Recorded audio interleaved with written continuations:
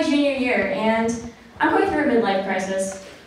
A midlife college crisis, if you will. This semester, I've pondered PSETs, future plans, dental coverage. Yeah, that's right. I just got my 12-year-old molars yesterday. People are always like, Anusha, where'd you get this persona from? And to that, I say, you see, in my head, I'm a 6-foot-tall frat bro. I'm Ulrich, you know?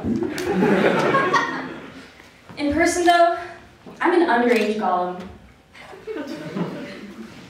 You could say my spirit animal is Gollum.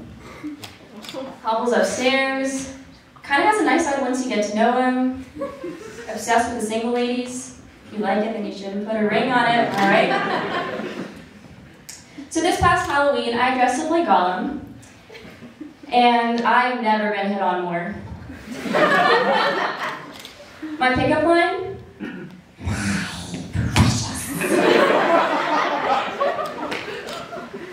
Anyway, I think next year, though, for Halloween, I want to be something a bit more realistic, a bit more representative of the pitfalls of the American dream.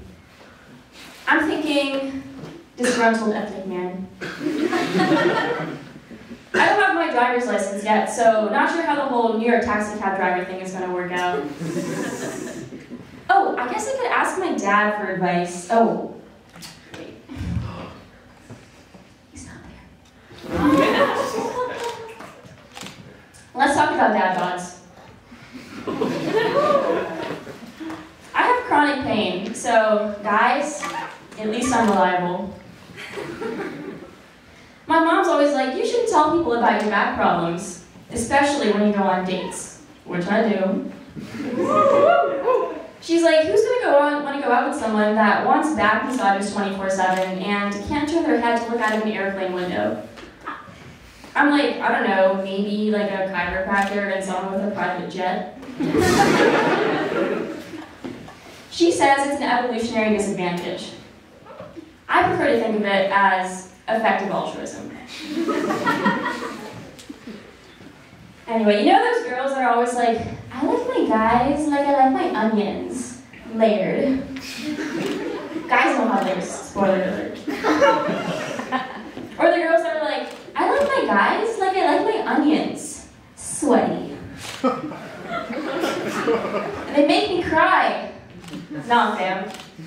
I'm a strong, independent woman. I can get through a whole bottle of women's vitamins on my own. Yeah. And you know what that makes me? A drug addict. Anyway, let's talk about cars. So, whenever I see someone younger than me, I just assume automatically that they can't drive, because I can't drive. I think the only test I've actually ever failed was my driving test, probably because I didn't believe I was of age. You see, when most people go on dates, they're probably afraid of, like, I don't know, sexual predators or something. When I go on dates, I'm afraid of being kidnapped. One child lock, and I'm done for. So these days, when I do walk down the street, my preferred mode of transportation, I end up getting a lot of candy. Even when it's not Halloween. You know what I mean?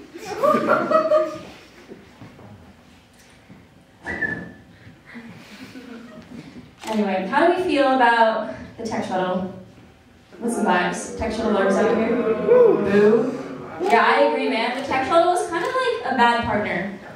You say you want to ride it, but immediately regret it. There's always some like sorority girl trying to hop in.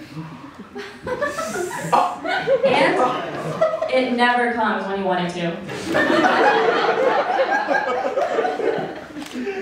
You know how grandparents are always like, back in my day, we had to walk to get water. I'm like, yeah, these days, I have to walk to get wet. People these days. Anyway, let's see. I feel like MIT students channel all of their sexual frustration into their work. Like, want to meet up with someone? Let's bang out a time to meet. Want a pizza? Nah, I gotta grind. Why are these people all so horny? I don't understand. Anyway, I have a little lesson for y'all. Let's call it science for sexed up dummies. I saw an MIT Confessions the other day. There was a post that said, fluid mechanics, more like moist physics. Wouldn't it be cool if classes actually said what they taught?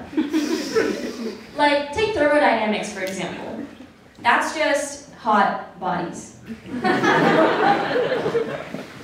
Okay, what about, like, organic chemistry? More like non-GMO flirting. Okay, fields, forces, and flows in biological systems.